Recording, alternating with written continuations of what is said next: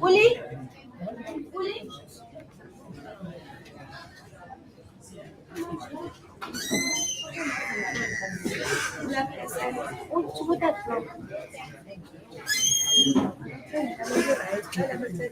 Okay, uyomkhawulela. Akufunwa ke nanto sele.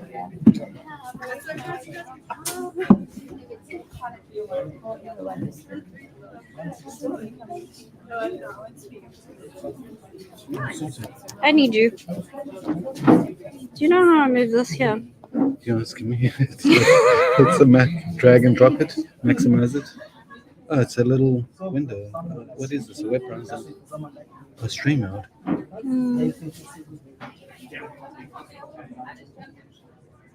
Are we online? Yeah, we are live. Can you hear us? Where's Jess? Can you grab Jess for me? She's sitting right at the back at the green. Oh, yeah? Not the girl with the curly hair, the girl with the wavy hair.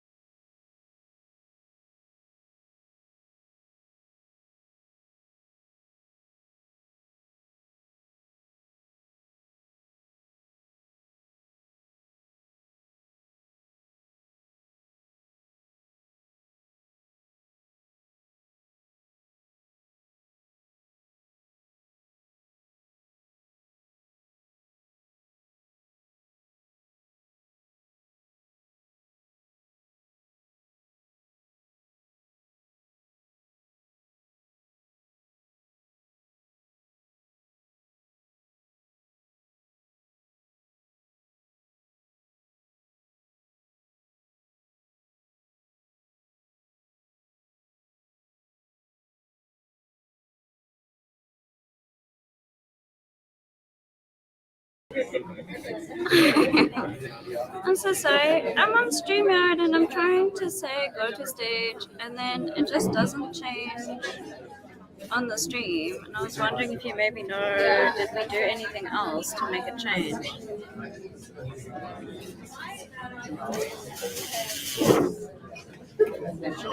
Sorry? So on StreamYard, I say go to stage with the OBS virtual camera, and then it just doesn't change on the stream. Like, I know there's a 10-second delay, but it's been more than 10 seconds.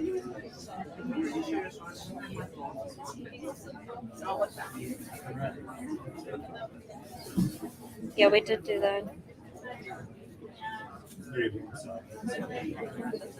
Okay, I'm gonna close. I'll close Chrome completely.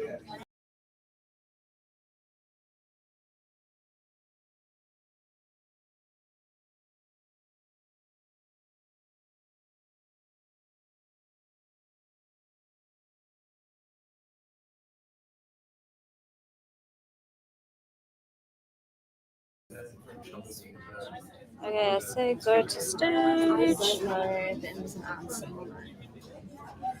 And it's still, you just need to turn the projector on.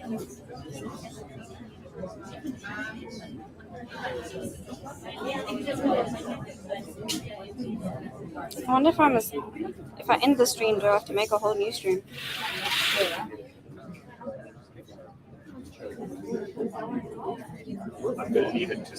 No, I don't think we tested. Okay. Okay, I'll just tell someone that we're just setting up.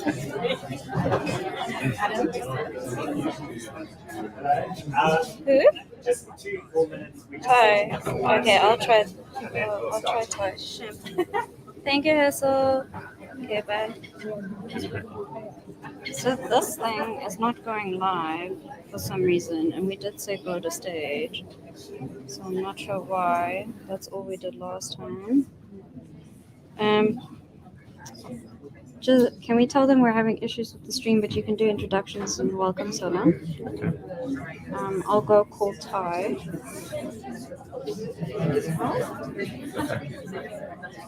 And for Yeah, you can. Do you want the handheld? yeah, either way. So should we just get started? Yeah, I think it started. So you're starting.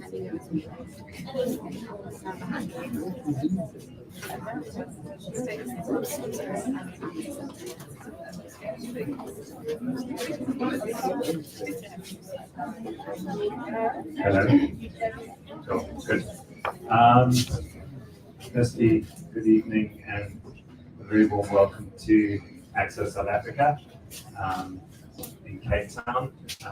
We are also streaming this around the globe, so a very warm welcome to especially our different offices in Germany. We have 4 offices there, but also to our new friends in Doha, Qatar. We were there just last week, and yeah, we met a lot of people there, a lot of women who obviously are very engaged in this topic, and yeah, very warm welcome to them. It is absolutely fantastic to turn out here. It's quite amazing. This is now the 3rd time since the beginning of Accso in South Africa, when we started these women events, and they're growing slowly, bit by bit. And at the end of this evening tonight, we'll also tell you our plans for the next event. I'm thrilled to have you tonight to celebrate the remarkable achievements of women around the globe, to inspire and empower, and also to advocate for gender equality and women rights around the world. I found this very nice sentence on the International Women's website, and I'd like to read it. It says, "Imagine a gender equal world, a world free of bias, stereotypes, and discrimination, a world that is diverse, equitable, and inclusive, a world where difference is valued and celebrated. Together, we can forge women's equality, and collectively, we can all inspire inclusion." This is something which Accso is determined to have in the company to be gender equal, diverse, inclusive, and also have a work environment which has all of these qualities. We've been focused on that in day one, and events like this just contribute to growing that whole network and that meaningful cause. Briefly speaking, if someone's wondering who we are and what we do, Accso is a software, IT consulting and software engineering company. We have about 300 engineers. We deliver bespoke digital solutions in more than 50 industries. We're continually growing over the next years, and I'm sure you'll see more of us, especially here in South Africa. Without further ado, I'd like to introduce now the MC, or one of the MCs of the evening, Jade.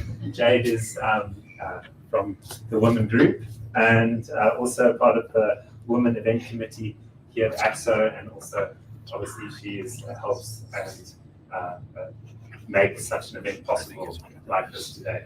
So please welcome Jade. Thank you.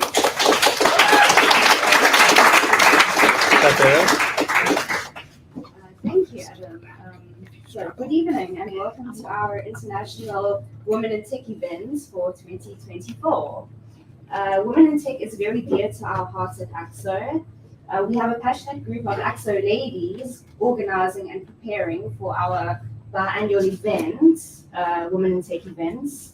Not only that, but we are also part of many local and international women's networks and believe in fostering diversity, innovation, and inclusivity in the industry to bring diverse perspectives and problem solving.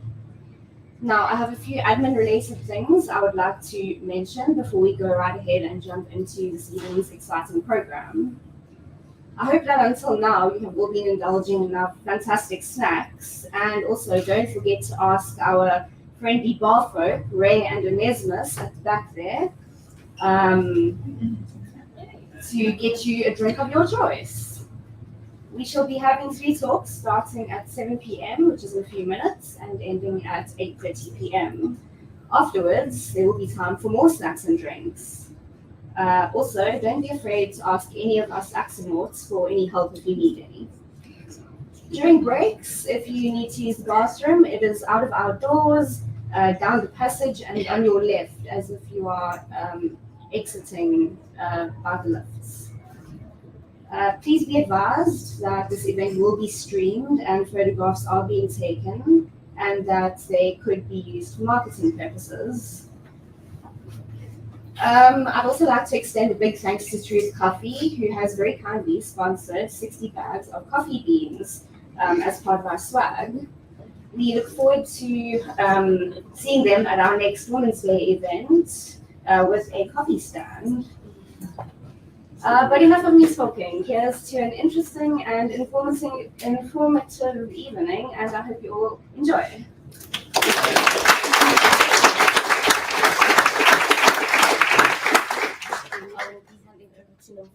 For our first speaker introduction. Nice. Thank you so much. She's right here. All right. Good evening, everyone. How are we doing? Come on. I need some energy. Okay. That was a bit better, but I just needed just a little bit more. Let's get, So if I say hey, you say hey. Hey. Hey. All right. Ooh. That is amazing. Okay. So my name is Nofundo Zonti. I am with Accso. I am a software engineer. If you want to know more about what we do here, there are a few of us around with our branded t-shirts. And also Adam did introduce what we do. Okay, so I am thrilled and honored to introduce you to someone truly exceptional, Upalisam Taung. As we gather to celebrate the essence of International Women's Day, it's moments like these that remind us of the remarkable individuals who inspire us with their passion, dedication, and unwavering commitment to progress. Palisa isn't just your typical Afro agri-fintech co-founder based in South Africa. She's a visionary on a mission to transform the agricultural landscape of Africa. Right? Oh, she sounds like a powerhouse. Sorry. Technology. Through we work with technology, but it's also not our biggest friend, which is so weird.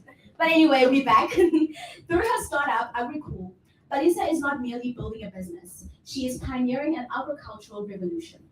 Agriculture stands as a testament of her unwavering belief in the power of technology and data to create sustainable food systems. By empowering small-scale and emerging farmers with access to markets,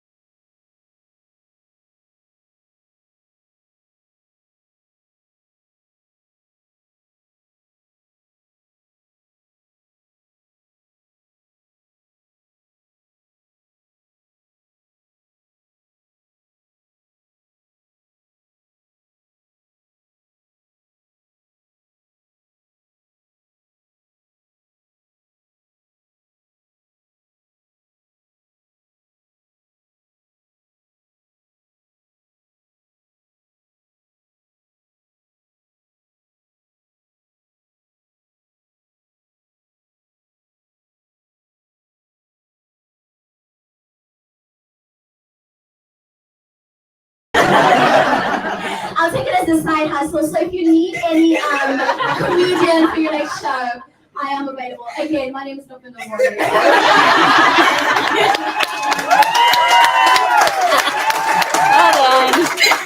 Are you ready with notes? Yeah, we have. Okay. While that was happening, I'm gonna start again, but not from the top. There, I'm just gonna do the AgriCool, which is an organization that Balisa started back in KwaZulu-Natal in KZN. And as I said, Balisa's journey is filled with a deep-rooted passion for Africa's food security and sustainable use of its resources, which is very, very important right now in our day and age. So, please join me in welcoming Balisa, a true trailblazer whose journey inspires us all to dream big, work hard, and make a meaningful difference in the lives of others. Let's give her a round of applause.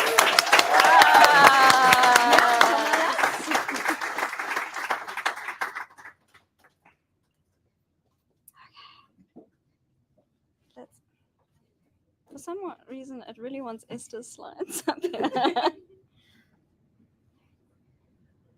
There we go. Okay, and you can just press down when you need to. Yeah. Okay. And is it on? There we go. Okay, testing. Nice. Okay, go for it.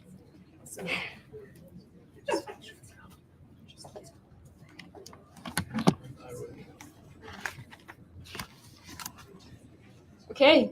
Hi, everyone. Hi. Okay, as they've already said, that was a lot, and I don't know if I can live up to that. I'm just a normal person. So as they said, my name is Balisa Mutau. I am co-founder and COO at AgriCool. AgriCool, basically we help farmers grow and distribute their vegetables and take it to the market. So sorry, it's not changing here as I change it here. Let's check. Why? So if I go down. Okay, let's just try this again.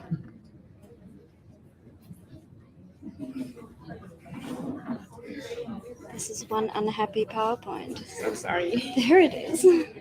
It's not your fault. It's the computer's fault. Okay, if you use the arrow buttons. Okay. Is that fine? The stream. It's also not changing on the stream. The stream is 10 seconds behind. All right. So, Palesam Taung, I was born and bred in Johannesburg. And for some reason, despite being a city girl, I was super interested in the environment. Actually, it's because of my geography teacher. She was quite a tree hugger and she used to make us hug trees. And, she told us this cool story once. I went to high school in Poch Girls High, and around grade 10, they started building a new mall, the Moy, what is it called? But it was on the Moy River, Moy Rafir. And she was like, I don't know how they allowed them to build this mall. The otters are gonna die. They're displacing them from the ecosystem. The environmental engineer should have not allowed this development. So I was like, that's cool. I want to fight for the otters also. So that was at the beginning of my journey. So I'm an entrepreneur and I'm an agricultural soil scientist. I have a master's in agricultural soil science, and my deep interests are rural development, water use in agriculture, soil health, and the continent of Africa. So let's start with rural development. Agriculture employs up to 80% of the labor force in some African countries. When we speak about water use, agriculture uses up to 70% of all surface water versus other industries. When we speak about soil health, African soils are the most degraded in the world. We're removing the soil cover. We're using too much chemicals, and we're just overusing them.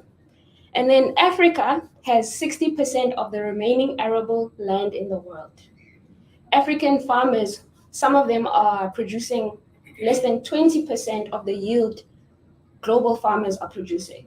So if we're going to meet the 2030 targets of food production, of increasing food production by 50%, it's actually Africa is our last hope.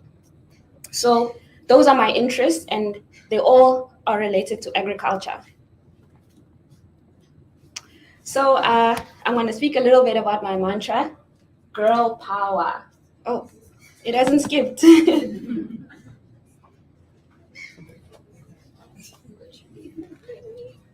I'm so sorry. No, it's not your fault.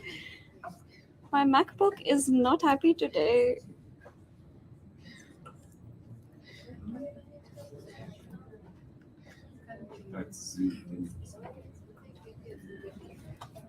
Oh my goodness, how did it do that? Thank you. Stop presenting and presenting again. Okay. It's too smart today. It's too smart today. There we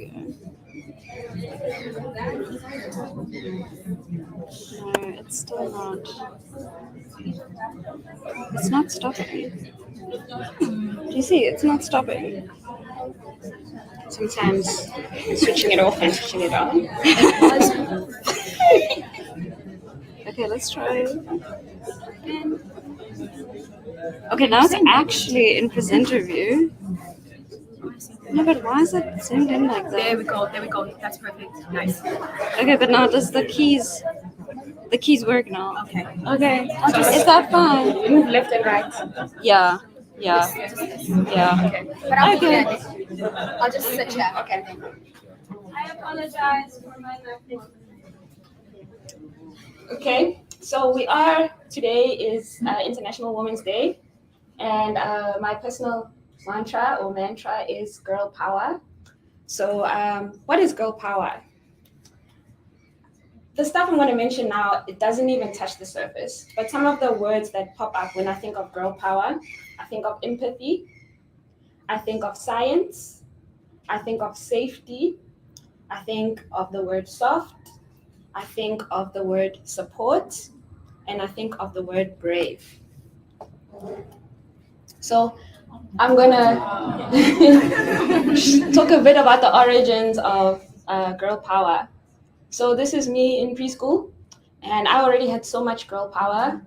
I was the fastest kid on the scooter. I was faster than everyone. And I also remember grappling with the big questions like, why doesn't God have parents? So the true origins of girl power.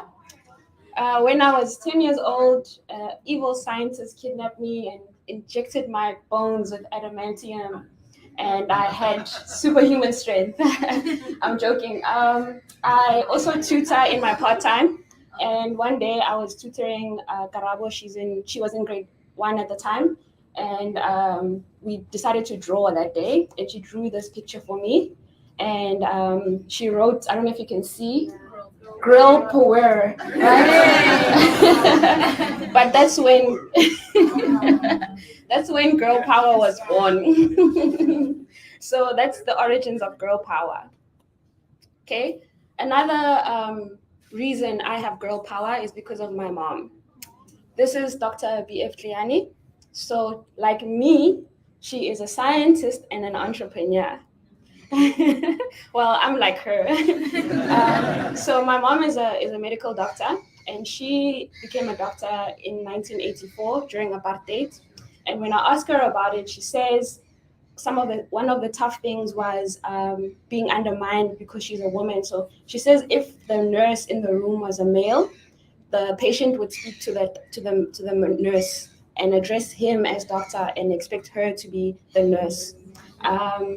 So my mom she's retired now, partially retired. She has a practice in the township where we grew up, and I help her in that practice. She sees about 20 patients a day. In the practice, we have an occupational therapist, we have a nurse, we have a clinical psychologist that comes a few times a week. And what we're trying to do is just to bring more specialized care into the township. I'm not going to dwell on this. Healthcare isn't my primary interest or passion, but I love business. So that's what I'm helping her with. So now I'm going to talk about what I'm really passionate about, which is agriculture and then obviously business.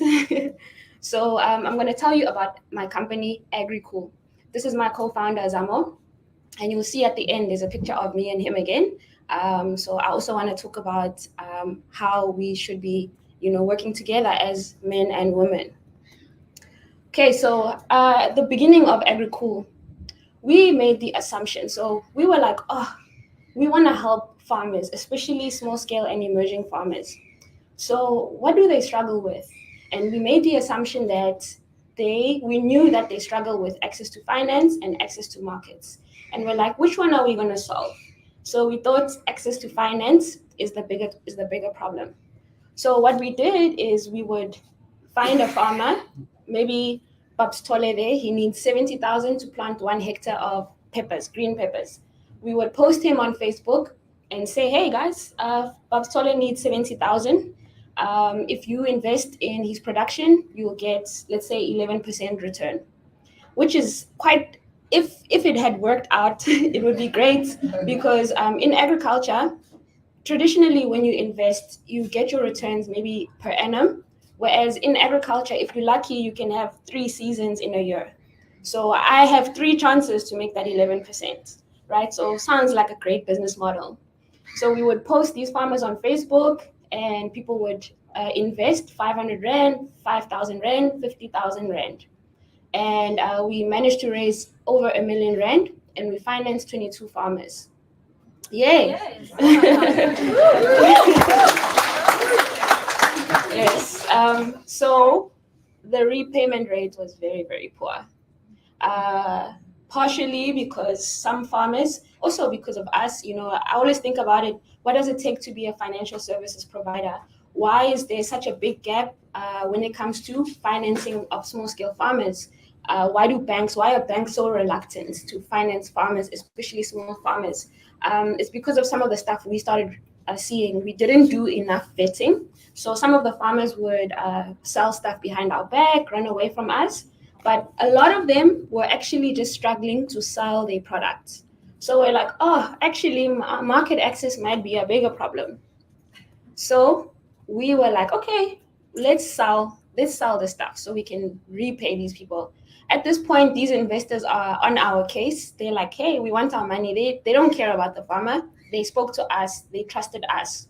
So we decided to try the informal market. Informal market are your hawkers or your informal traders, the ones that you normally find in the CBD, predominantly women, right? So that's the first market we approached, and they were very easy to not easy to service. They are easy to service, but there's low barriers to entry. What do I mean by that? They don't require you to have packaging or cold chain storage or like anything fancy. And what they really liked about us is a typical mama that's selling on the streets. Most of them buy from the municipal markets. I don't know if you guys are aware of the municipal fresh produce markets in South Africa. There's about 19. Some provinces have many. Some provinces don't have it all. And it's a central place where government has built infrastructure. It's a big building with cold storage and agents. And as a farmer, you can take your goods there and the agent will try sell for you. So the mamas are buying the fresh produce there. It functions mostly in the morning. Maybe peak time is 5 a.m. to 7 a.m. So these mamas have to wake up very early to go there, buy this produce and transport it to the CBD. So what we did with our little truck, our truck was called Slay Queen.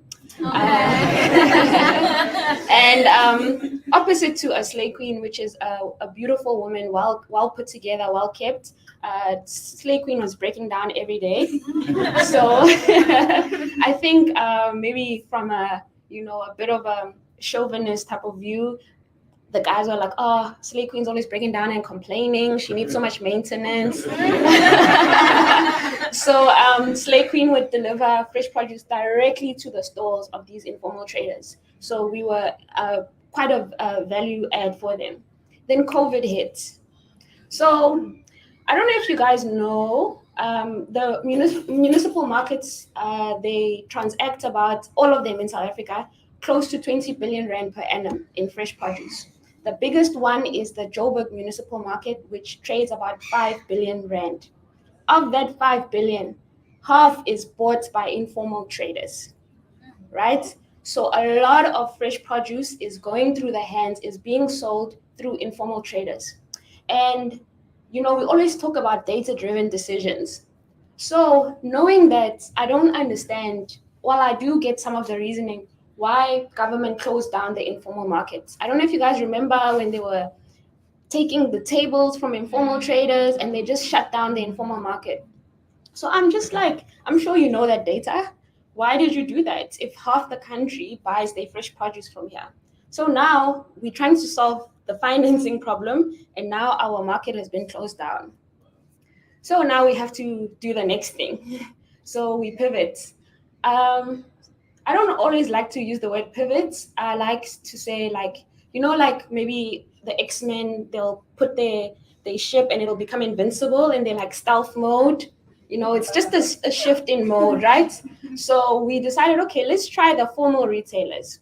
So we first started with some local supermarkets, approached them, and because there was so much chaos in the agri value chain, they were more open to buying from us. So we're targeting formal retailers now, and the more formal and the bigger the retailer, the bigger the requirements, the bigger quantity. So from delivering 100 cabbages a day, value of 1,000 rand, to delivering 3,000 cabbages a day, right? So now we have to look for big farmers who are mostly commercial white farmers, right? So our business is changing and it's veering a little bit off our original goal of helping small scale and emerging farmers. So yeah, we're playing with the big boys and our business is growing in a different direction. So 2021, December 2021, we got ShopRite as our retailer. ShopRite is the biggest retailer in Africa. They spend 8 billion rand per annum buying fresh produce, right? We are only servicing the KZN DC. So maybe we have an addressable market that's, let's say, 1/8 of that, right? So yeah, now it's a different ball game. And the reason retailers like ShopRite are looking to businesses like mine, they have pressure to source locally and to source inclusively, because you find that they're sourcing a low value crop like spinach all the way from Cape Town in KZN. So spinach is traveling 1,000 kilometers, refrigerated. right? So I think we, became quite valuable. So our business grew a lot. From 2019, our revenue was just under 1 million, and just after we got ShopRite, we hit 6.5 million rand per annum. So it does look a bit stagnant. So there's a reason for that. And the last one is at our financial year end is April. So that's the 6.6 million is in Feb. So hopefully we can reach 7, just so that there's a bit of growth for this financial year. Yes, but so we're growing. So we've delivered more than 3 million kgs of fresh produce, achieved massive growth. We have 7 employees in the office, and depending on the time of the year, we're paying wages to 30 to 80 farm workers. I'll explain where the farm workers come in. This 8 million is not the right number. We've paid out a lot more than that to farmers. Okay, so now we've got ShopRite. Our business has changed a little bit. Obviously, there's new problems. I feel like business is just, what's the new problem? How are we going to solve it and move forward? Our initial model was buying from farmers, marking up and selling. In that markup, we must cover direct costs, which is transporting, packaging, and so forth. And we must cover overheads, which is the office, our salaries, and so forth. So commercial farmers are they smart, they business savvy. So they know how to price their goods. So when we need to sell to ShopRite, they offering us 14 Rand for a head of cabbage. That farmer knows the price, the market price at the moment. So he'll say 11 Rand 50 or 10 Rand. So another reason we went after ShopRite was we knew that if we have thin margins, if we have volume, that can make those margins cover our costs. So that was our initial assumption. At the time, our operating margin was about 10%, which is never going to cover. Obviously, you won't know that if you don't know how much our overheads are, but it was too low for us. And we had little control of the margins. Like I said, farmers know a lot, and the demand and supply affects pricing so much. Other challenges we had, now we're getting big orders, and we can't keep up. One of the reasons is there's seasonality and regional constraints. So in the area where we operate in the Midlands, farmers can't produce peppers and tomatoes in winter, but retailers still. I mean, I'm sure all of you go into a shop and you want tomato in winter, right? You don't even think like, where is it grown? Yeah, where does it come from? So weather and climate and seasonality constraints. And apart from that, we aren't contracting these farmers, so they don't owe us, So if he wants to sell to someone else, he can, and he has other markets. And then back to our dream of helping small-scale farmers, they're not that easy to service, especially when you're servicing a formal retailer. They are often on the outskirts. They produce more quantities. Some of them are producing on 1 hectare or a quarter of a hectare. They lack infrastructure. You want a big truck to come into your farm. Sometimes you need a pallet jack or a forklift. There's a lot of logistics behind distributing food. So what we decided, another shift, stealth mode, or whatever you want to call it, we decided, okay, we're going to contract farmers, but our goal is to have impact. Our goal is to work with small scale and emerging farmers. So we got a bit of funding, some grant funding and a loan from a bank, and we decided we're going to grow our own food, right? The reason is so we can have better control on the supply, so we can have better control on the margins. For instance, now that I've started growing food, I know it costs around 4 Rand to grow 1 head of cabbage. I was buying it at 10 Rand or 11 Rand, right? So that's now I'm making, if I'm selling at 14 Rand, now I'm making 10 Rand instead of making 2 Rand. Okay, so now I can also control. I know ShopRite wants 8,000 cabbages a week. I can try plant that, obviously, if I have space. So we looked into our database and we looked at the farmers that have a good history of supplying us. Their farms are in decent shape. They have infrastructure. They're good farmers, and we started growing with them. So we experimented with different models, and we haven't gotten to the perfect one yet. But sometimes we will 100% finance the production, and we pay him for his labor, pay him to lease the land, pay him for water and electricity. or he will not charge us for those things and we'll do a profit share. We're still modeling many other things, and we also do other things. We also teach them to, do record keeping, budgeting. Those are the things that banks look for when they try finance you. So this increased our operating margin from 10 to 40%. So that stagnant 6 million, we're getting a bigger chunk of it now, right? So that was a big win for us. But there's many many issues also with this model that we're trying to fix. Okay, yeah. I wish my co-founder was here to talk about this one. This is the second time around we've tried to build our platform, right? A platform, an online platform, which can automatically match make buyers looking for produce and sellers looking to sell their produce and transporters. We keep getting burnt. Yeah, a lot of people get burnt when they try to build some tech.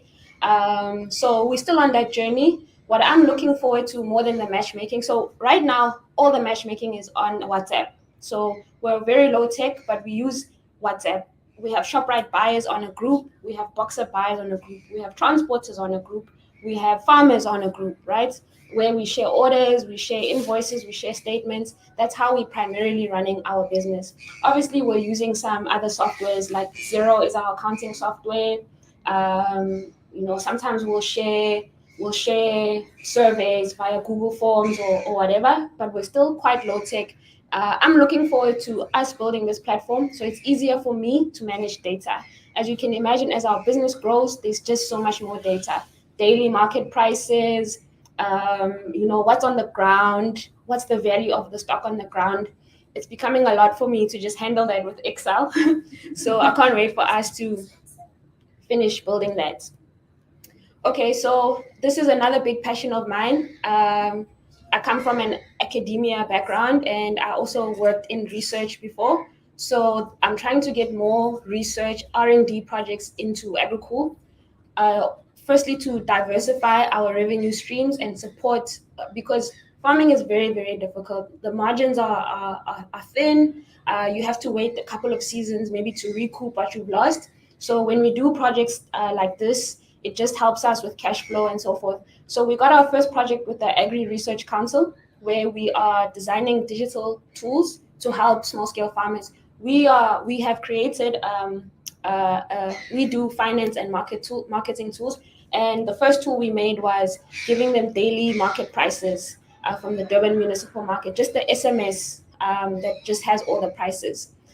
So other R&D that we are working on or interested in working with is all these. So when I mentioned that we've now partnered with farmers, we're on 4 farms now, and there's so much interesting stuff to share.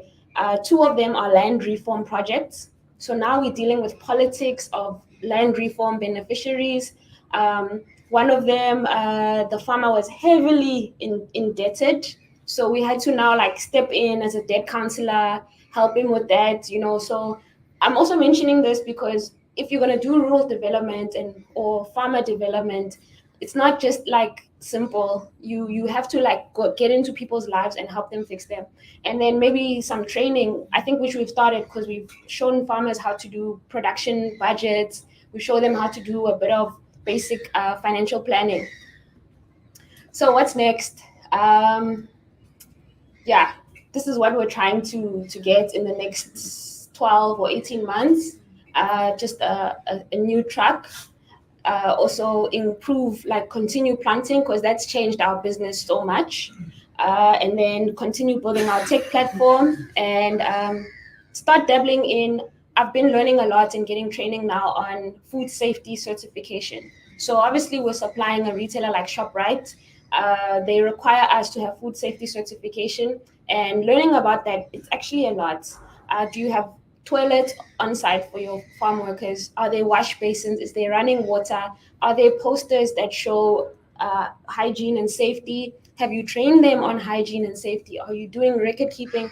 Are you recording every time you fertilize? What did you fertilize with? Is it approved under the Agricultural Act and so forth? So that's going to be a big undertaking, but I'm looking forward to doing that. So yes, this is my co-founder. And I saw this quote, or I don't know what to call it, a few years ago. It's from the Baha'i faith. And it just talks about how if a bird or an eagle is flying and one wing is shorter than the other, it's not going to be able to fly. And those wings are men and women. So I bring this up because, like there's so much contention between men and women these days, and there's contention, but there's also a lot of support also between each other. So I'm encouraging that support and that collaboration. And I support it because, if men are the shorter wing,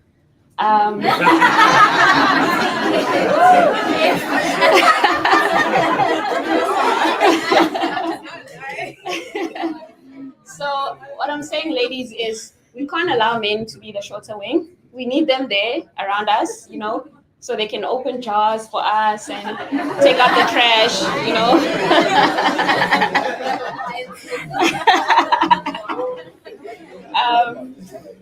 Yeah, so if you have any questions and if I have time, please feel free to ask.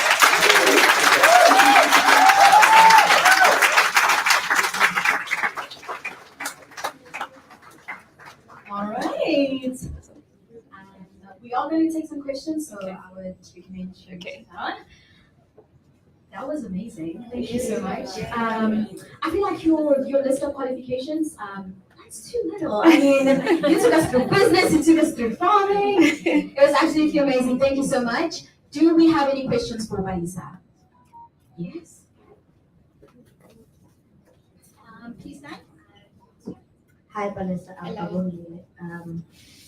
I like agriculture. I've got learned it. So, you as young as you are, like, what are the biggest things you came across within the big business that you have as a female that you are in the big business that you have? What are the biggest things you faced and how did you overcome them? That's an interesting question. I have come across some challenging moments because I'm a woman, but it's difficult for me to for them to just pop up in my head, because what's popping up is how I've benefited being a woman. When I actually joined AgriCool after it had started, just as an ops manager, and I acquired equity over time, right? Because my co-founder saw my excellence and he couldn't afford to pay me, so he had to give me equity. So initially, when he was telling his mentor that he's going to have me as his ops manager, his mentor was saying that, why a woman? I'm not sure about that, in a farm setting. And he was like, no, I think a girl will work out. Since I've been there, what I find is, before we started growing and we had many drivers and stuff, there were days where maybe I would have to do a delivery. And when I get to receiving, so I don't know if you guys have ever seen the back of a Checkers, right? It's busy. So we are all trying to deliver FMCG goods are trying to get delivered, cabbages are getting delivered. If I arrive there, they stop and they help me. Yes. So I'm not saying there's no negative stuff, but there's so much benefit. I mentioned like women adding safety. I see when I'm around, people feel more safe. Even men feel more safe. Let's say we're trying to do business with someone, or we're trying to speak to mamas, in an area. They feel safer because there's a woman there. They trust my co-founder because there's a woman there. So I think being a woman in this space is just 100 times more of a benefit than a hindrance. We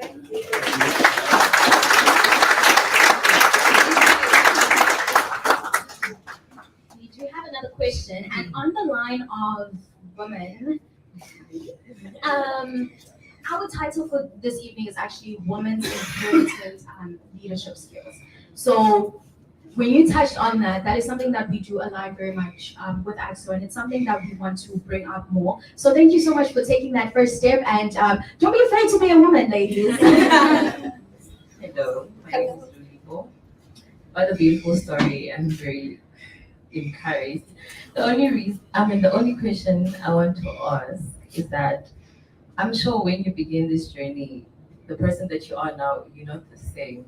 So I want to know that, like, how much have you changed, and what are the things that you can pinpoint that, okay, this journey helped me like this as Lisa. And I'm sure there was days whereby you just didn't want to show up, but you showed up anyway, and you came out victorious. So I want to know what kept you going. What was your motivation when those days would come? Okay. Off the top of my head, what I can say is changed about me is confidence. Sometimes it borders on vanity, but I know how to like keep it in check. I've just become so much more confident. I've been exposed to so much more. Before AgriCool, I was already in business, but now like me and my co-founder just talk about business. We talk about margins. We talk about startups. What's happening. So I've just also become so much more knowledgeable. I've gotten to travel more. I've gotten to entered rooms that So I'm just more confident and like just I experience so much more.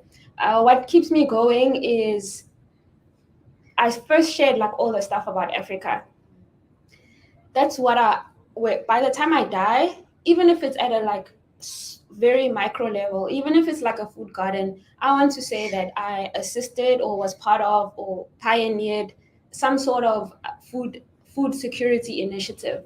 So I'm very, very passionate about agriculture, so food, right? Because I love eating, first of all.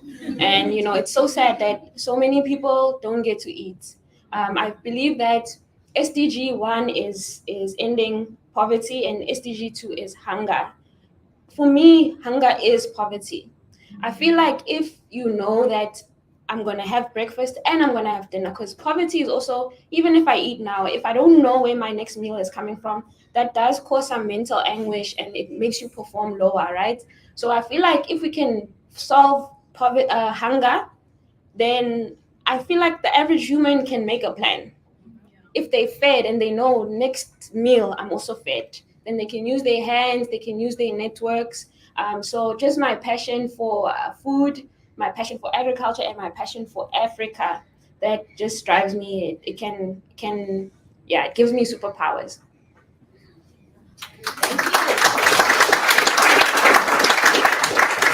All right, do we have another question? All right, I'm on my way.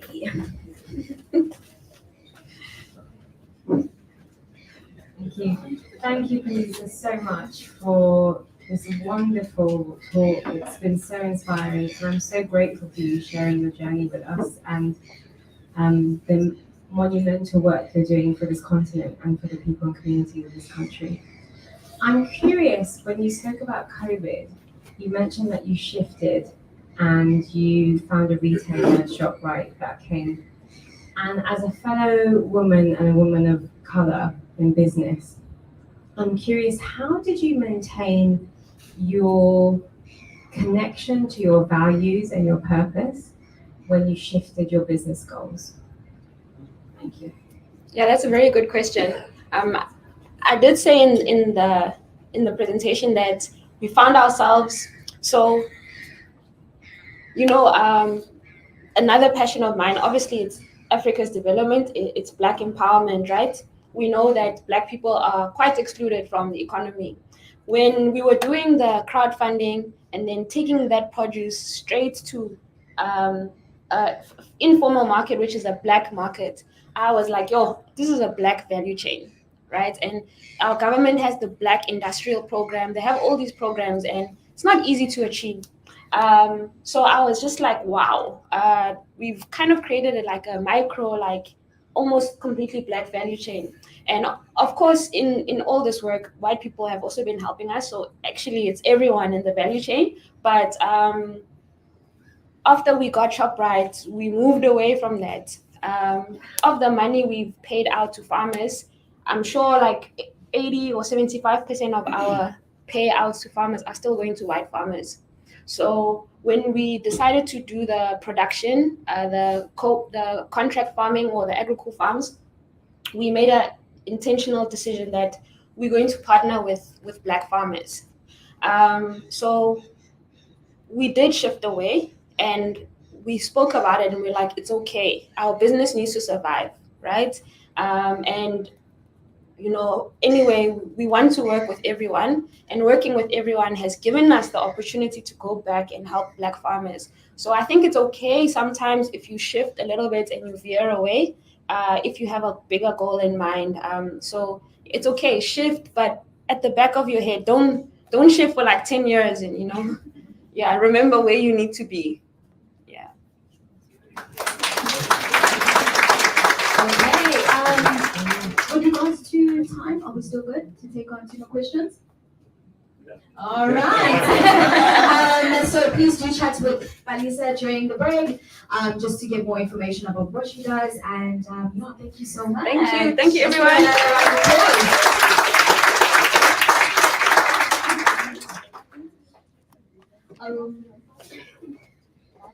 Okay. While we are waiting for a few seconds, if you do need a bit of a break, please note that the bathrooms are out the door to your left, ladies, and to the gentlemen to your right. And I will be handing it over to Jade.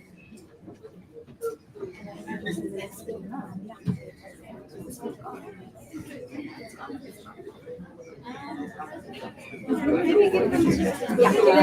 him 5 minutes. Give him 3. Give him 3. Okay.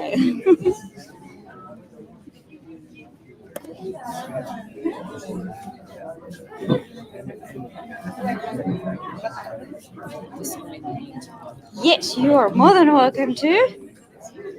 It is off.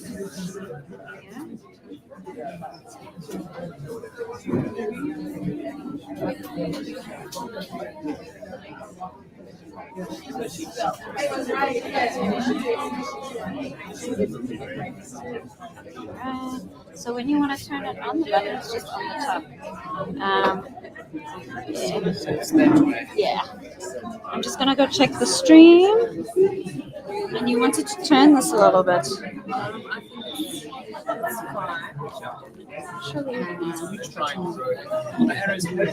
Yeah, so if you do side arrows, they're fine. Don't do up and down arrows. Apparently that zooms.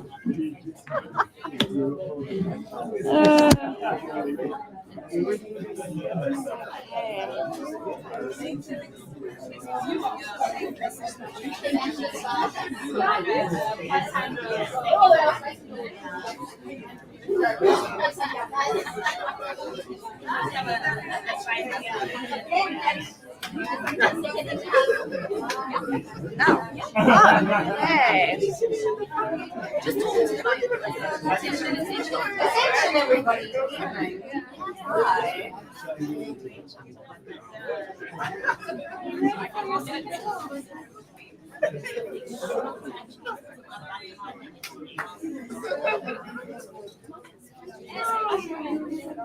Are you ready for your second tour?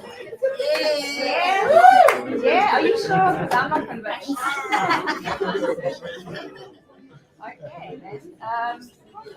Yeah, quick test. It's me again. Do you guys remember my name? Yes. Yeah. Just checking. All right. So our next guest is, and I'm going to. Yeah. We good? Okay. So I'm going to try very hard to pronounce her name correctly, but our next guest is Marti Rafael. Marti is the CEO of Pep Clothing, a store I'm all sure that we've heard about. Pep Clothing boasts multiple awards for their leading role in sustainable employment, commitment to change, and selfless contribution to the clothing industry. Marti started her career with Pepcore in the QA department, and she progressed to production in Malawi, then to business development, logistics, and ultimately her extensive role as the CEO of Pep Clothing. Marti is part of the team that actively promotes and develops local sourcing in the Pepcore group. She also connects with national government forums and collaborates with the Departments of Trade, Industry, and Competition. She has and is currently leading several clothing and textile councils and boards as chair. In her personal time, Marti enjoys playing the violin, she rides adventure motorcycles, and loves to explore countries. Her personal values are honesty and integrity. She believes that through leadership, she can make a difference to 1,800 people in the PEPCO team, as well as their extended families and communities. Please join me in extending a warm welcome to Marti.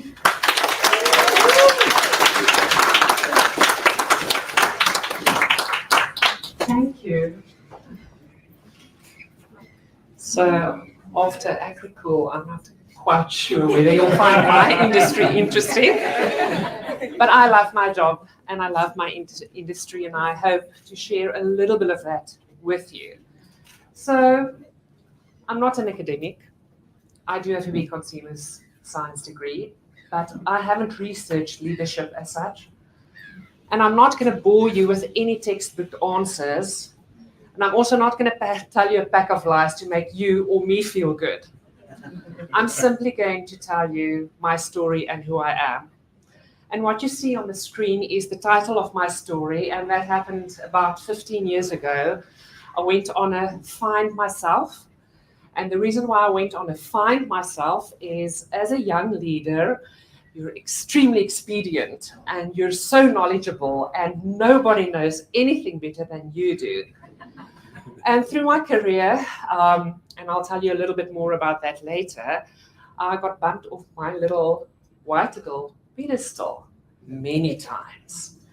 And one of my leaders saw that I've got potential, but I need some rounding off. And I went on a sabbatical. And part of the journey was to realize what your inherent leadership skills were. And you also had to make peace with who you were and what your life choices were and what brought you where you were. And the exercise we had to do is we had to make a list of the significant events in our life. And then the group that you were in had to give a title to your story. And you know, when you talk about yourself, I mean, you know yourself quite well, and you tell your story, and it's not strange because it's you. But sometimes when you tell your story to people, or when you listen to someone else's story, like I've listened to yours, it is so humbling. And I got taken quite aback when my team gave my story this title. And the significance of that is contrasts and balance. On the one hand, we all have a fairy tale to tell. Nobody's fairy tale is more significant than anybody else's. But to me, my fairy tale is my fairy tale. And it's magical. And I live in a world where there's fairies and dragonflies and bling and everything that's beautiful. But unfortunately, there's also a harsh reality and a world that we live in that doesn't consist only of fairy tales and dragonflies. We have to slay dragons pretty much every day. And living in South Africa, I mean, all the challenges that you faced, and every single person in this room and outside of this room that we're streaming, we face many, many challenges. And if we are not dragon slayers, women dragon slayers, then we will not be able to experience the magic and the wonder that life has to offer. So this is my story, and I hope you'll find some meaning in it.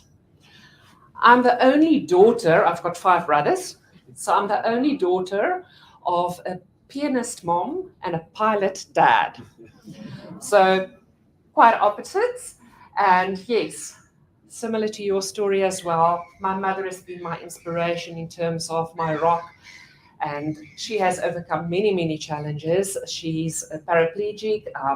When I got this particular job, she got sick, so 2 days after I was appointed, I had to deal with a mother that literally became paralyzed overnight, not knowing what to do. But you know what? We find strength from somewhere and inspiration from somewhere. My dad is a pilot. He was a pilot. He was the best pilot I knew, the safest pilot, and he could conquer anything. And then he crashed his plane and he died. So that was also quite significant. You have a hero worship for some people, and they're the best at what they do, and then what they do kills them. But that's my mom and dad. Then I told you that I'm the only daughter of 5 brothers. I'm second in the row. And yes, growing up with a bunch of boys, it makes you a very strong woman because anything they can do, of course, I can do better. And growing up, that's exactly the mentality I had. I knew I can do anything because, I mean, gee whiz, how hard can it be? Well, life shows you how hard it can be, and it's not as easy. So I grew up, went to school in the northern suburbs, behind the Boerewors curtain in Cape Town. Beautiful area. I cut my teeth in my studies at Stellenbosch University. I was raised mostly by my mom. She was a single mom. My parents got divorced when I was very little. So I also had to work very hard. I started my own business when I was at university. I made clothes because us old school boerenwentjies, farmers' daughters, we were all taught how to sew. So I put myself through university making wedding dresses and matric dance dresses, and the rest of my studies was paid with a bursary, and a bursary for poor kids. It was kids that couldn't afford to have a varsity education because I had a single mom. But I believe that all of those challenges just make us stronger because when you just get, you don't know how to give. Then life happened, did my varsity, started a job. Then a couple of years later, I met my current husband and we got married between the penguins on the beach, tiny little wedding. It was absolutely beautiful, best day of my life. And between the two of us, we have 4 children. He's got 2, I've got 2. He's got 2 sons, I've got a son and a daughter. And we're a rather dysfunctional, functional family. And like everybody, our family is our everything. Who do we work for? Our families. And whether you are a gardener or a farmer or a CEO, the same things drive us. And later in my story, I'll tell you why that is my passion, what I do in my company, because we all wake up in the morning and we try and do the best that we can do. We all have a bad day when our children are ill. We all have a terrible day when we had a fight with our spouse or our partner. And those things affect all of us in the same way, whether you drive a Ferrari or you drive a scooter or you walk. The same things drive us, and the same challenges in terms of our relationships affect how we do business on a day-to-day basis. So those are the kids, and then we've got 2 cats. So the first cat we got during COVID because my daughter needed a therapy cat, and trust me, that it's not a family therapy cat. And then after the first cat, we got the second cat. It was a tiny little baby cat of 3 days old. We found it in the factory, and I fell in love. And about 2 days into raising this little one, I knew why my husband and I didn't have a love child. Because getting up every 3 hours at my age, it's definitely not fun. So we've got the cats. Then we've got hobbies. We're very fortunate to be able to do stuff. I love the outdoors. And like I said, how hard can it be? So I saw a jet ski, it looked fun. Got a loan, bought it, got on it, won a race. So that was awesome. Did archery, did a little bit of fishing. I'm not a fisherwoman. I don't have the patience for that. But I love the outdoors.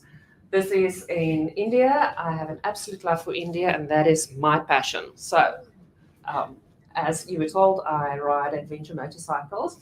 Again, it's like, how hard can it be? When I turned 40, maybe it was like an early bit of a midlife crisis. I don't know when midlife is supposed to be, but when I turned 40, I saw a motorcycle like that one on your right, standing outside a shopping center, and it was just so beautiful. And I thought, I must have that. And I saved some money and I bought it. And it stood in the garage for about 2 months because I was too scared to get on it. And then my husband told me, if you don't get on it, I'm going to sell it. So I thought, ooh, okay, so that would be kind of a sign of defeat, and I don't lose and I don't give up ever. So I had to force myself to get on the bike. I got on the bike, drove down the driveway, fell over, parked it again, got on again, fell over. And then one of my women friends told me, well, you don't have balance, get back on your bicycle. And you know the saying, it's like riding a bicycle. It's not like riding a bicycle. I don't know who of you rode bicycles when you were teenagers, and then most of you are not even close to 45 yet, but trying to get on a bicycle on 45, 25 years later, it's not like riding a bicycle. So it took me some time, but I managed to do that. So that is my passion. And I talked about India. I love India. We go to India every year for business, and luckily we can tag on a holiday. So I love adventure motorcycles. So this sign is a road that we did. It's the most dangerous road in the world, apparently. I'm a bit of an adrenaline junkie, and I think I need that because I need a bit of a let out after the stresses of my daily job. So I love motorcycling. That idea that you possibly die or just drive off a cliff. It's quite exhilarating. So in the introduction, you got a little bit of a taste of my career. The reason why I put that up is just to talk a little bit about women in leadership and the challenges that we face, and also the magical moments that we face. So I started my career in 1993. I got the job because I literally, excuse the pun, bull-iced my way into the job, because it was in a clothing factory, the clothing factory that I am in now. When I applied for the job, I had never seen the inside of a factory. The sewing that I did was on a household sewing machine. And before the interview, we still had magazines then. We didn't have the internet. It didn't exist for the younger people here. There was an age where the internet didn't exist. So I paged through some magazines. I saw what the inside of a factory looked like. And I got the job as a quality engineer in PEP Clothing, which is the same factory that I am in now. And my mother reminded me when I got the job as the CEO. I'd forgotten because it's many years apart. My mother reminded me that the day that I got this job, I told her, one day I will run this factory.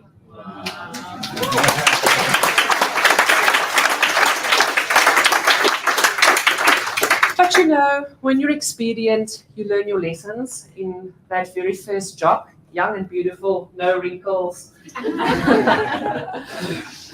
You make choices and you make enemies because you think you know it all and you actually know nothing. As a 23-year-old, you do not know a lot about leadership. But luckily, I had mentors, a woman mentor. She's still one of my biggest friends. She gave me a lot of guidance and she helped me to learn from my mistakes and not fall down and not get up again. And then I got the opportunity to become production manager in Malawi. And then again, my mother told me, because it's the choice, do I go, don't I go? I mean, Malawi, it's like an African country. I'm probably going to get killed. So I was 24 at the time. My mother told me, as long as you've got your health, just go. And that was the final decision for me. I went. And what a ball. It was an absolute adventure. 2 years in Malawi, we worked like slaves, 7 days a week, 12-hour shifts a day. It was hard work. But like anything you do in life, hard work makes you stronger. You build the muscle. And it's important to have that muscle because you have to have a strong foundation to be able to get to a point, whatever that point is, so that you can gain the wisdom to make decisions that is best for the bigger part of the community. So after Malawi, became factory manager, then came back to South Africa, went into retailing in terms of quality. There I also learned quite a lot because again, I thought, how hard can it be? Retailing is completely different to manufacturing. Manufacturing is in my blood. So I spent 2 years in retailing and then I went back into manufacturing, full circle into the same factory that I started my career. General manager and then CEO. So I want to stand still a little bit in terms of what it takes to be a CEO in a large organization. So we employ 1,800 people.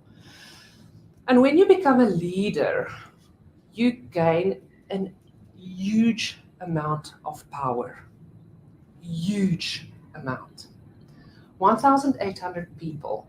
So in our industry, because of who we are and where we are, on average, one employee takes care of at least 10 people. Uncles, aunties, kids, own kids, an entire community. So you gain the power to either build or destroy. And you hold in your hands the opportunity to actually make a difference in people's lives. And that is such a crucial thing, being a leader and then a woman leader. Because a lot of misconceptions is a leader is just power, it's money, it's the image, it's the title, it's the glamour. And it's actually not if you're a true leader, because you take onto yourself the burden of caring for the people in your charge. So in Pep Clothing, like I said, we've got 1,800 people. This is in my DNA, it's in my blood. When I started, we had to change the culture from a paternalistic and punitive culture. And this is a model that we built at the time, how to break down the punitive culture that we had. It was old school, it was paternal, you'll do as I say. Why? Because I say so. If you don't, you will be punished. And fear is an incredible motivator, but it's short term, because being fearful is not really inspiring. So we had to break that down, and over many years that culture was built. And it took a lot of energy and effort to break that down. And I think one of the reasons that it was relatively easy to break that culture is because I am a woman. People see me as their mother. And yes, through my journey, I did have 2 children, so I am a mother. And what happens to a woman when she gets pregnant is quite remarkable. The moment I fell pregnant, I was a career woman. Where should children fit in? Yes, I wanted children, but not necessarily at the time. But the moment the hormones and everything kicked in, I became a mother. And a shift in my leadership style took place. I immediately saw the person, the mother. We employ about 1,600 women in our company. It's predominantly women, of which 95% are mothers and single mothers of children, which means they come to work and they get up 4 o'clock, 5 o'clock in the morning because they've got how many taxis to take, buses to take, and heaven knows when the transport system is down, it takes forever to get to work. Why? Because they want to provide a better future for their children, like all of us. So we spend a lot of energy on this, and I'm very proud of this slide that we built. What this says is we make dreams come true by sewing like a dream. So all of us at Pep Clothing, and I can honestly say our culture means all of us. You can ask anybody in the company, what do we stand for? It's about a sewing machine.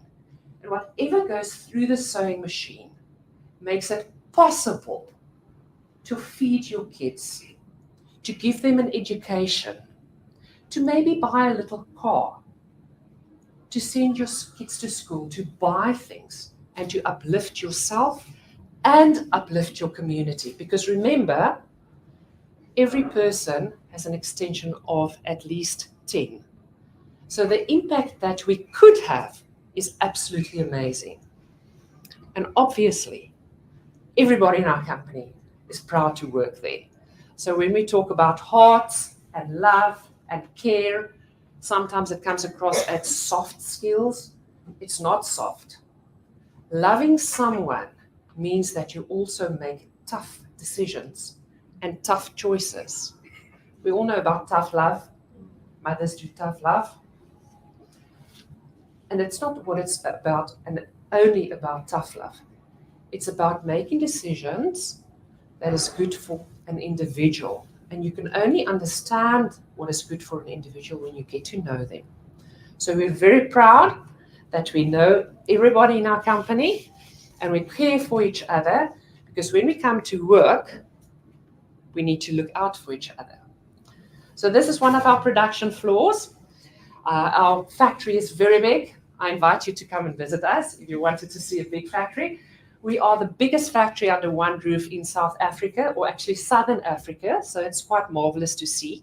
It didn't look like this always. We come from humble backgrounds, but we worked very hard to get where we are.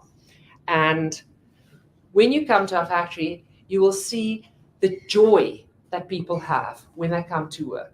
Because the one thing, I mean, we can't change the lives of everyone, but we can change the lives of everyone at work.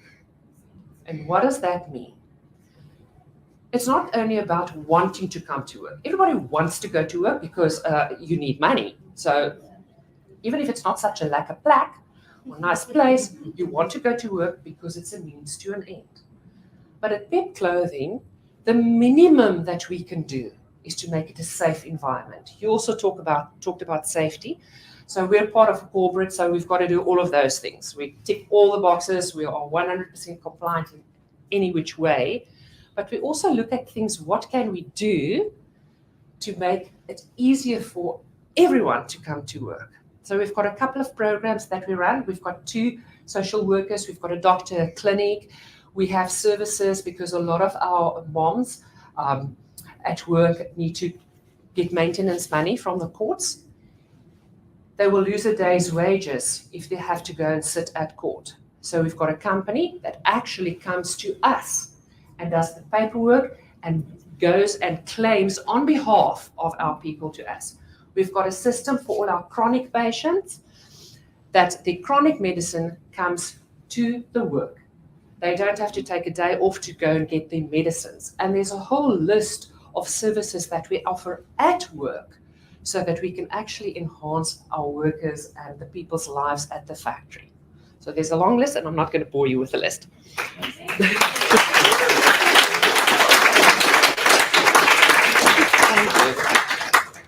And then this is, although I'm standing in front of you, and although this is about women in leadership and what we can bring, it isn't about me, because I'm one. I can enable things in my company, but it's actually about these people. So the sound's not there, but it's just music in the background. But yes, imagine music.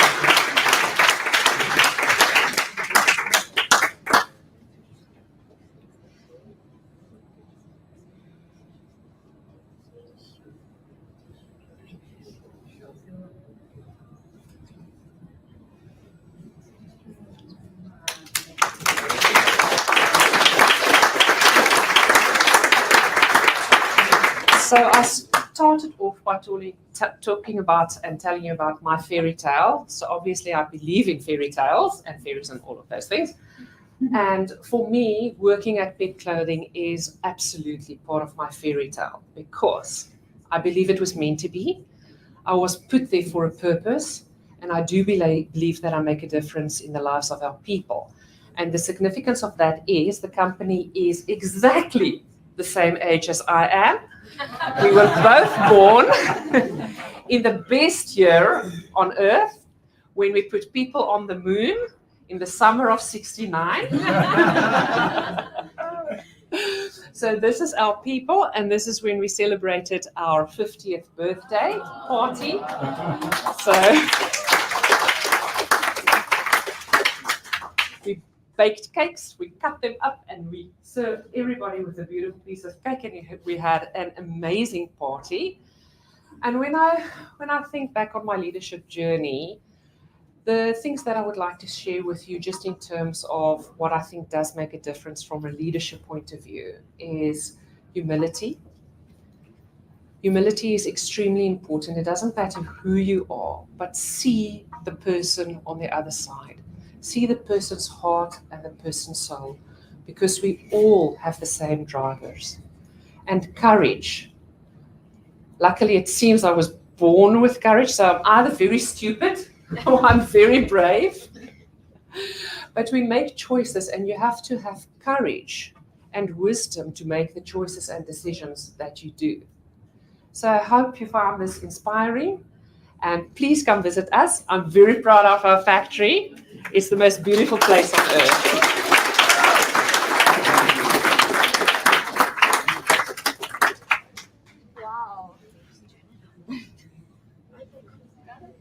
Hello.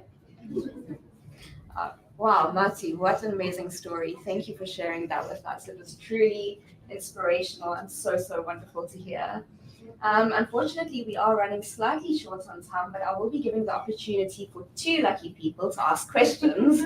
So whoever raises their hand fastest gets a chance to ask a question. Yes, a question. Okay, hold on. I'm going to use the mic. Okay, hi, Amanda. My first question is, would you allow a collaboration with a startup organization or company that is doing the selling for clothing? And also, I would like to ask, what would you say to someone who is starting a business in creating clothes for people or kids or anything? Thank you.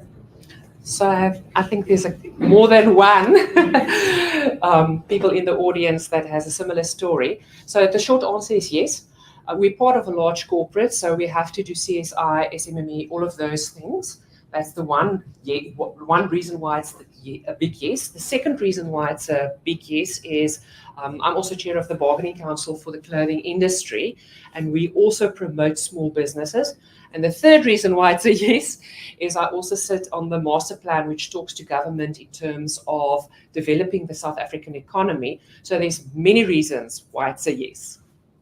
So please connect. Thanks for the question. And here is our lucky second person with a question. Someone over there? Yeah? Okay, I'm not sure who exactly, but this is what happens when you don't have good eyesight. You sort of squint and hope for the best. Thank you so much for the wonderful talk. I've learned a lot. Thank you so much for opening up about your life's journey. I do believe that paper is a very important store in South Africa in terms of their pricing and in terms of catering to a certain demographic.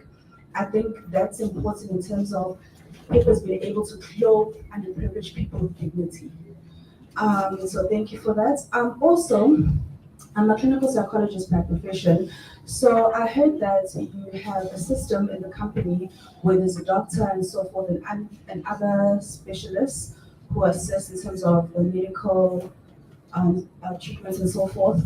But I just wanted to find out, how do you handle mental health in the workplace, especially when there's so many staff members there in that kind of factory setting? How is mental health catered for those staff members? Thank you. Thank you. So the short answer is we're blessed enough to have 2 social workers on site, and we work on our appointment system. Unfortunately, many of our employees don't necessarily feel comfortable to come to their company for their mental health issues. But we see it play out in the work environment in terms of either behavior or performance, and we will then do referrals. So either our social workers or the clinic We'll do a referral. If someone doesn't trust the on-site personnel, refer them to external. But that's very important for us. And we have to be connected with our employees, otherwise you wouldn't know whether someone has mental health issues. And frankly, I think the people who don't have mental health issues are few and far between. So mental health and mental ill health doesn't mean that you're not normal. Even I have mental health issues some days, so then I just don't want to be a person. So we all do need help in some way at some point, but we do have two on-site social workers. Thank you, Marty. I'm going to hand over to Kati, who will be introducing our third and final speaker this evening.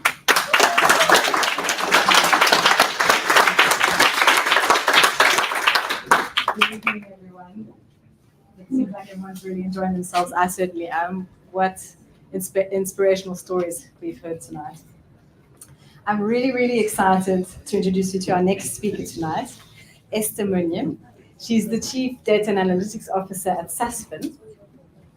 And I actually met Esther at a networking event in Johannesburg with a women's network. And it was hosted, for those of you that were here in August, by Lavina Rao, who did one of the talks.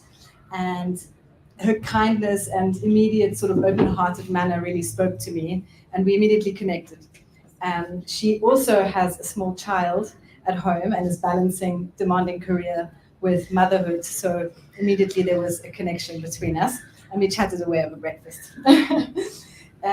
Esther is a decorated leader in the field of data and analytics, and she's boasting a distinguished career marked by successful implementations of cutting-edge solutions across diverse industries. Her passion lies in harnessing the power of data to tell compelling stories and empower people, so I can't wait to hear all about that.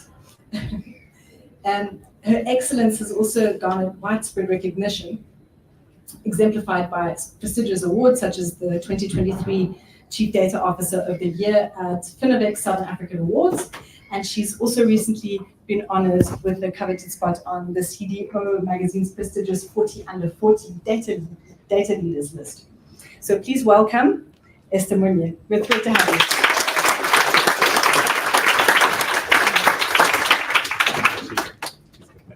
Oh, yes. Testing. Thanks.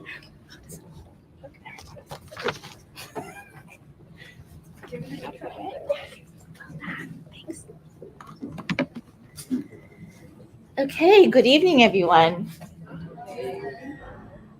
I just wanted to start off by saying thank you to Accso for having me. I'm really honored to be here. I'm going to start off with a secret that I have. I suffer from social anxiety. Can you believe it? Sounds strange, right? But I do. And being asked to speak specifically about myself, that's even harder. You know, ask me to speak about data or technology, I can do that. But ask me to speak about myself, oh my goodness. I get shy, I get nervous. So please bear with me. So this evening, I would like to talk about my story, and I'll be touching on three key things. And that is the power of learning, the power of unlearning, and the power of authenticity. Food for thought. Let's start there. On the screen are 5 amazing women, and these are women that I've chosen because I really do look up to them. I'm sure you know most of them. Wangari Maathai was the first African woman to win a Nobel Peace Prize. Malala, she's the first youngest Nobel Peace Prize laureate. Shonda Rhimes is the first African-American woman to create and produce a top 10 network series. Sorry, that is definitely a mistake. So Winnie Mandela. I should have actually done a pop quiz. Simone Biles. She is the greatest gymnast of all time. And then you have Catherine Switzer, who's the first woman to ever run the Boston Marathon. I think you guys have seen that famous photo of Catherine where she was trying to run the Boston Marathon and a guy comes from the crowd and tries to rip off her banner and was basically shouting and saying a woman cannot run a marathon. And she was getting insults and she was getting badgered, but she just kept doing it and she did it, right? What do you guys think these people have in common? Anyone? Please do not say they're women.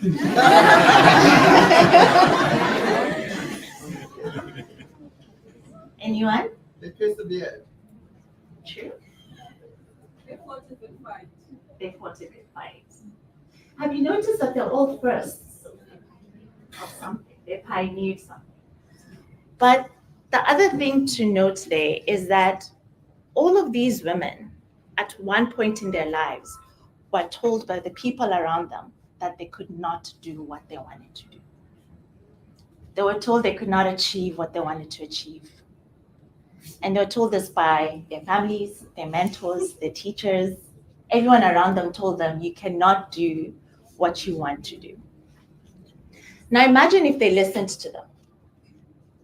Imagine if they listened to those people and they believed they couldn't achieve those things. Where would they be? I'd like to start off with the power of learning. And I'm going to tell you a story. When I remember when I was, I finished my O-levels. Those of you who know the British system, you have O-levels, and once you finish that, you go on and you do your A-levels. And when you go on to do your A-levels, you have to pick 3 to 4 subjects. Me being me, I picked physics, applied maths, and mechanics. And as you can imagine, all the teachers and the teaching faculty approached me and they said, no, Esther, that's not for you. Take something easier, you know? Take something like economics or, you know, biology. And, you know, basically what they were trying to say is that those subjects are not for girls. They're not meant for girls. They didn't say it outright, but they implied it, right? But those subjects were subjects that I wanted to do. And I didn't want to do them because somebody pressured me. I actually was interested in those subjects, right? And I just couldn't understand why everybody around me was telling me that I should choose something different. You know, and perhaps it's willful ignorance, but I remember impossibility was not a word that we used at home growing up. I was very fortunate to be blessed and surrounded by men and women that were hardworking, they were compassionate, and were extremely curious people. I remember for fun, my father is an aeronautical engineer, and I remember growing up, he had this Datsun. It was a red Datsun, and in those days, it was a 1975 Datsun. It was red. And I remember when I was younger, he used to, for fun, take out the engine into its little parts, individual parts, and then put it back together. And he'd keep doing that all the time, just for fun. He was just a very curious guy. And I remember this one morning, my mom packed myself and my 2 sisters into the car. We were late for school. We got in the car. She gets in, starts the car. Lo and behold, it does not start. She keeps trying. It's just not starting. And then she looks in her rear view window. Guess what? The engine is on the ground in the garage. And my dad is on a flight halfway to somewhere. And those are the things that we grew up seeing. We grew up seeing, you know, just the whole point of around curiosity. And to be curious, it sometimes means putting things apart, right? And then putting it back together. How many of you grew up in a home where if you put things apart, you get into trouble, right? I think most of us. I was very fortunate that we're not allowed to do everything and pull apart everything, but we were allowed to be curious. Now back to my story, and actually this is this is basically the inception of to why I got into technology. This is called this Spectrum Sinclair.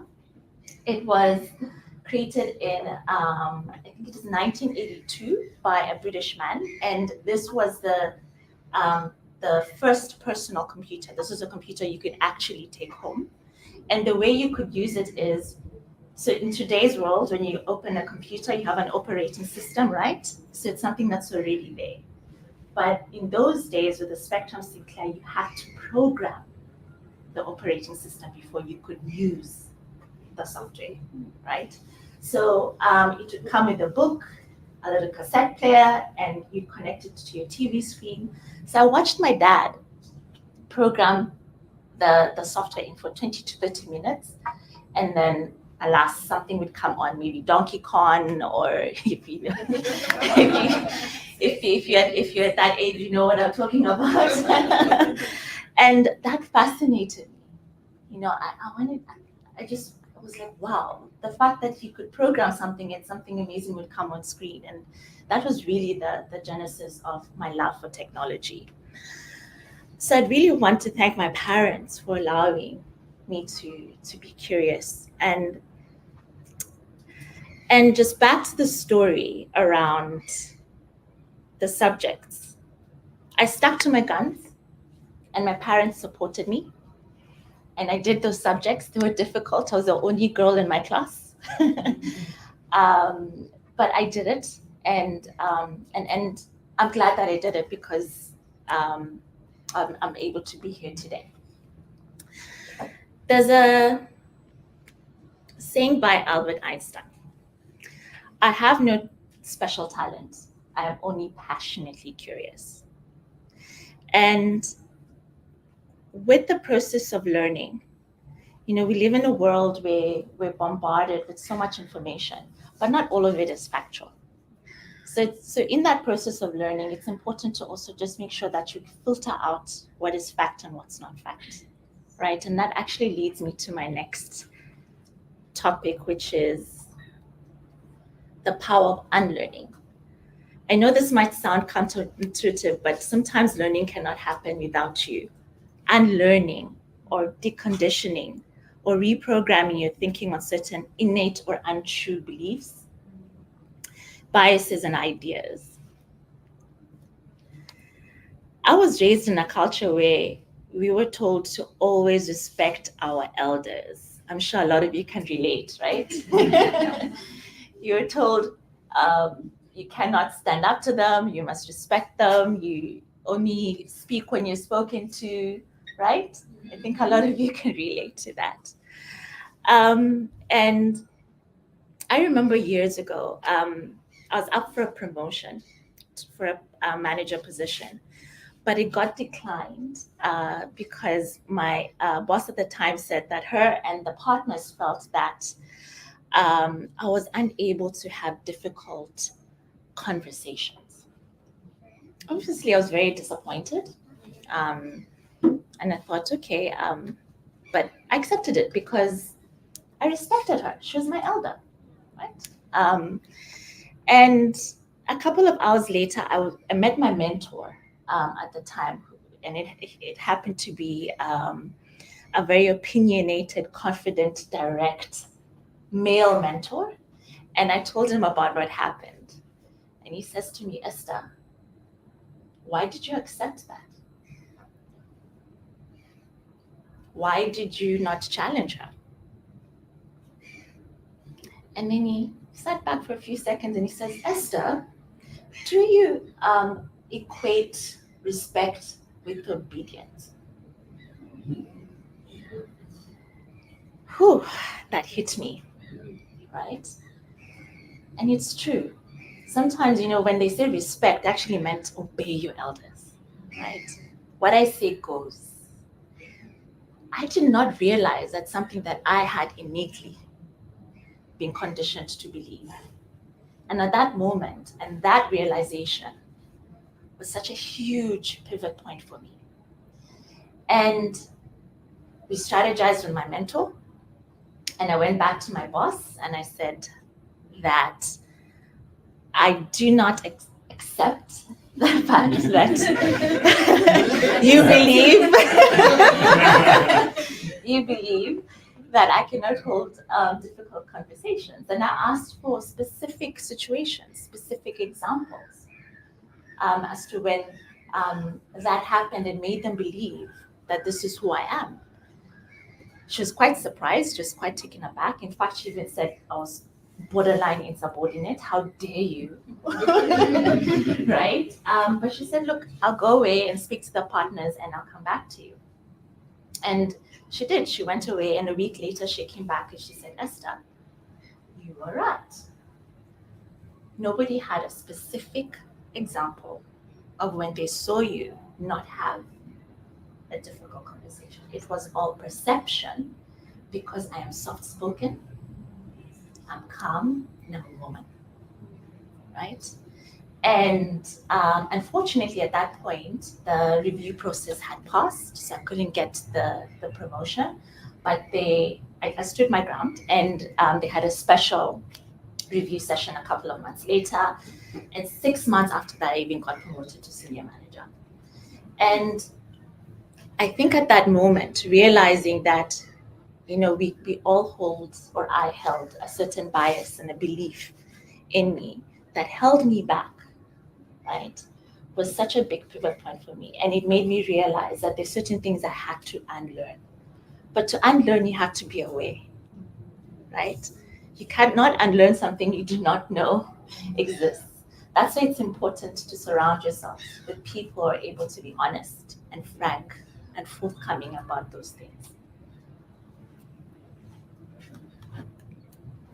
So in terms of biases, it's important that we challenge them because they can hold us back. I mean, take in the tech industry as well with AI, right? The AI scientists that are currently building models, right?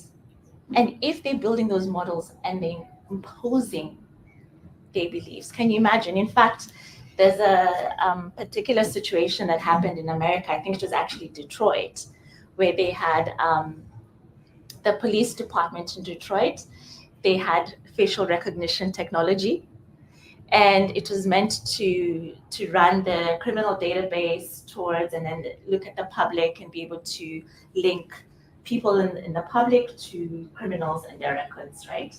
For some reason, that particular model or algorithm was picking up the wrong people, particularly people of color, okay? Because when they're building the model, they do not incorporate certain aspects when it came to people of color, but also it also included those biases, particularly in America. The power of authenticity. Michael Jordan once said, authenticity is about being true to who you are, even when everyone around you wants you to be someone else. When we're authentic and we're being true to ourselves and we're trying not to be, people that we're not, we're most likely to be trusted and respected. Because some of us, you can tell a fake from a mile away, right? There's some people where they just, this guy's just, excuse the French, bullshitting, right? And often than not is, it tends to come out eventually. You cannot pretend forever. And actually, this leads to another part of my journey. I used to believe that when you applied for a job or a role, you had to become the role, right? You had to become that job. I thought I needed to behave, to speak, to become the person I perceived the role to be, or what the environment expected me to be. I conformed to the culture, to the environment of that workplace. I tried to dress similarly to the people that are in that workplace. I observed how people interacted, and I tried to mimic how people were because I thought that's the only way I can be accepted and I can grow in that environment. I even remember just trying to get into leadership positions, I thought I needed to have alpha masculine traits, right? I needed to be assertive. I needed to be bossy. I needed to have a tough demeanor. And I believe that if I was myself, which is soft-spoken, just caring, smiles a lot, I will be seen as weak, right? And then it just started getting exhausting. I just could not keep up with that act. And I realized that I was suppressing my true self. I started to realize that I was not hired based on my ability to become someone else. I was hired because of who I was, right? I was hired because of my capabilities, my qualifications, my potential, my diverse way of thinking, my uniqueness, and that was enough. So authenticity is also important because it allows us to be our best selves. We cannot be the best versions of ourselves by being someone else, right? And I'm a true believer of not hiring clones, right? So when I hire, I'm not there to hire someone that's like me. Imagine living in a world where there were clones. How boring. Right? I believe that a culture that embraces differences is a culture that creates a space for creativity, innovation, and fulfillment. Now back to, if you remember the first food for thought, those women, those remarkable women we saw at the start of the talk, they never stopped learning. They had to unlearn and reject all of those beliefs that held them back. And they had to be unapologetically themselves in order to achieve the things that they achieved. And that's something that I've learned as a person. And in my journey as a data and analytics leader, I've learned the importance of learning, unlearning, and authenticity. I hope you found this talk helpful, and thank you for listening.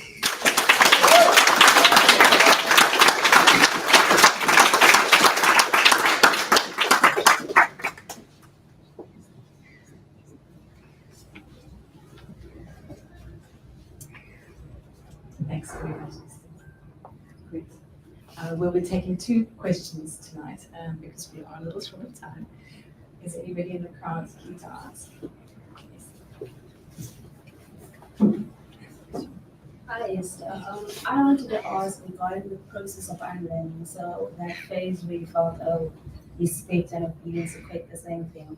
Afterwards, you had to show up authentically as yourself, but that was still a core belief that you had.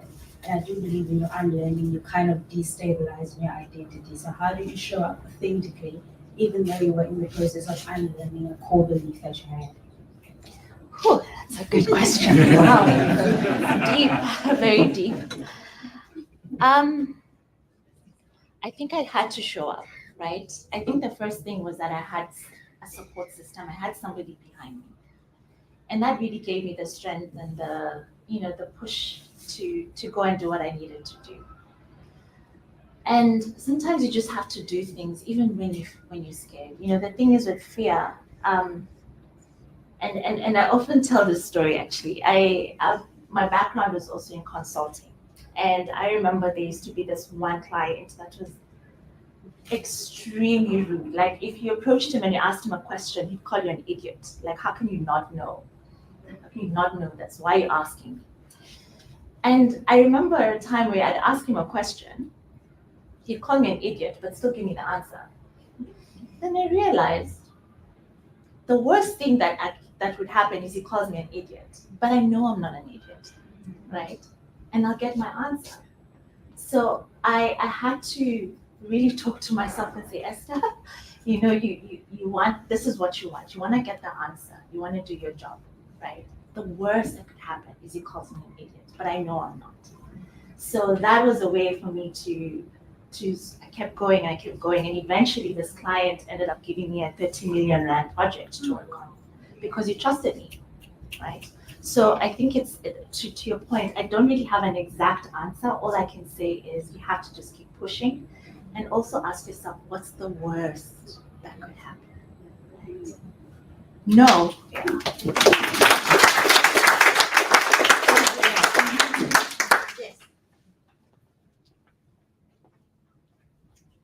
Hi Esther, thank you for sharing.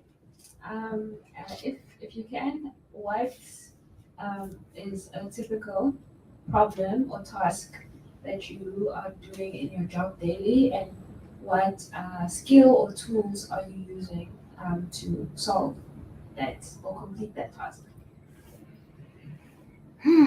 Okay, so maybe let me start off by saying what I do. As Chief Data and Analytics Officer at a bank, I basically look after the full end-to-end data capabilities of the whole bank. That is from your integrations, your data architecture, data governance, analytics, the whole end-to-end. We are a small boutique bank, but we have the same complexities as your big banks. And I think just in terms of business problems, I think at the moment, when it comes to, especially in a leadership position, it's not about necessarily the technical tools to solve the problem. That's usually the thing. It's really around, do you understand the business problem? Are you able to get the right resources to be able to solve the problem? And are you able to articulate and tell the story?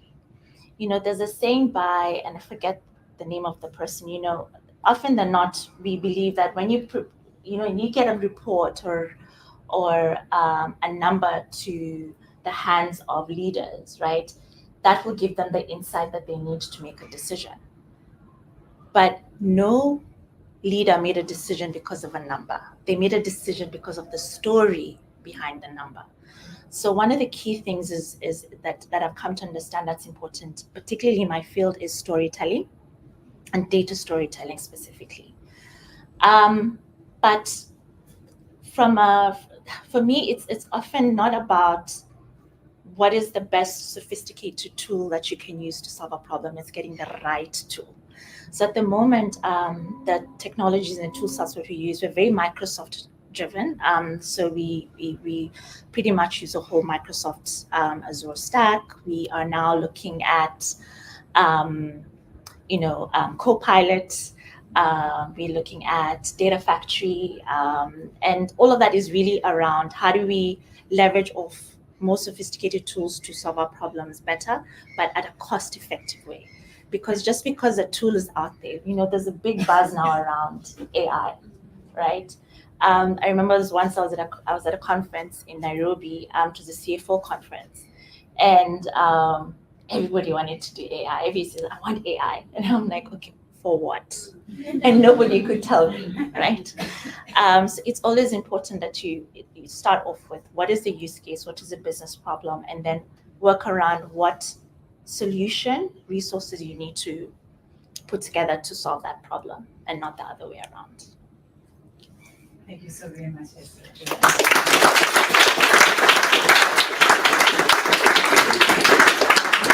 No sign of that social anxiety.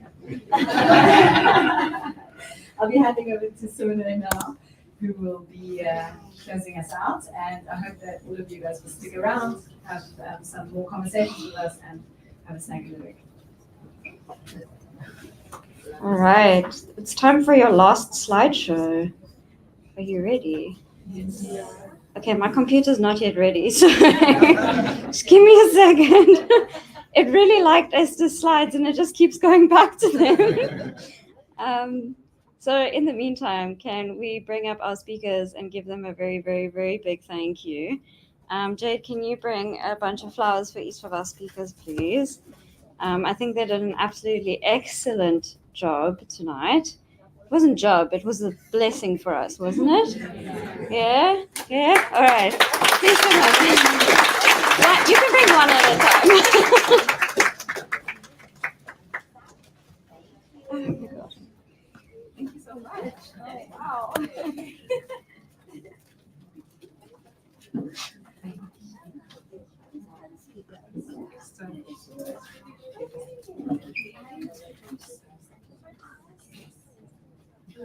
Yes, all of you, please. Yes, we need to see. Here they are.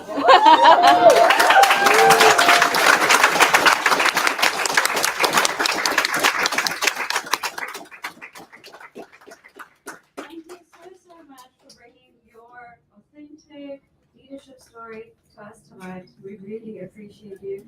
And 2 of our speakers flew in for you tonight, just by the way.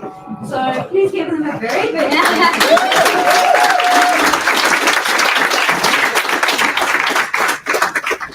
We really appreciate you, and we hope to see you around Accso more. Yeah. All right. Thank you so much. You can take this.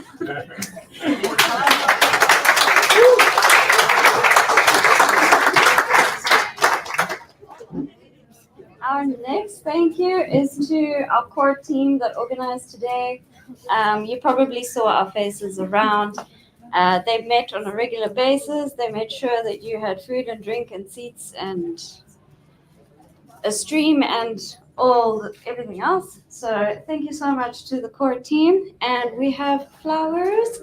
Can you grab flowers for Kati and flowers for Adam Pretty, please?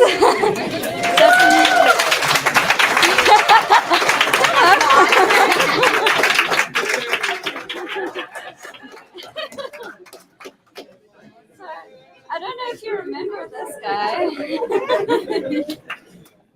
There we go. Good photo. Thanks so much, guys. Really wasn't expecting So I don't know if you remember Adam at the beginning, but he's our director. And when we said we want to do a Women's Day, do we have money? He was like, yes. And that's a really big thing that you need for an event like this. So thank you so much, Adam, for supporting us.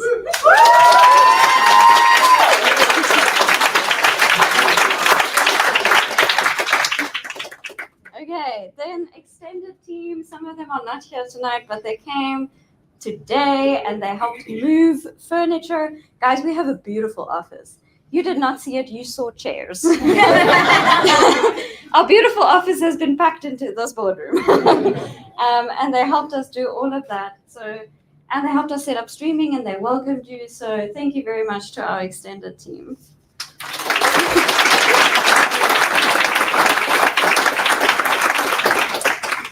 Okay, the next thank you, which I hope is getting the biggest, loudest applause, is you guys.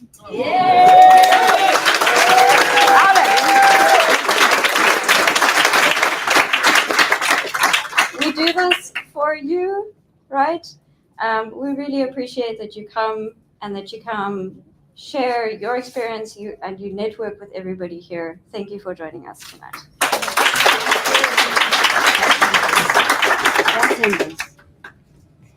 Oh, Jade has told me that I have forgotten to thank the bartenders. So, thank you very much, bartenders. Are they still around?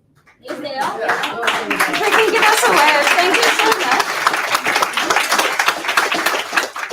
They came today and they served you drinks, and I think they did a good job. So thank you so much. Okay, we really want your feedback, by the way. You also have one of these in your goodie bag, so we're taking this very seriously. Please give us your feedback. And then a little something to look forward to is that Accso hosts Women's Days events, and this is a little teaser that there will be another one, right?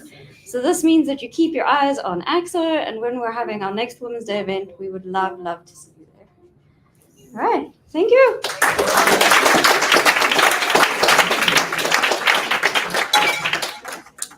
Right.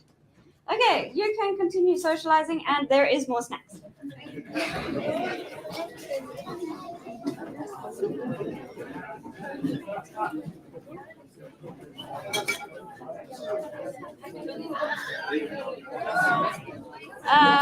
Yeah, you turn it off and then the screen goes up. No, the screen goes up when you turn the projector off.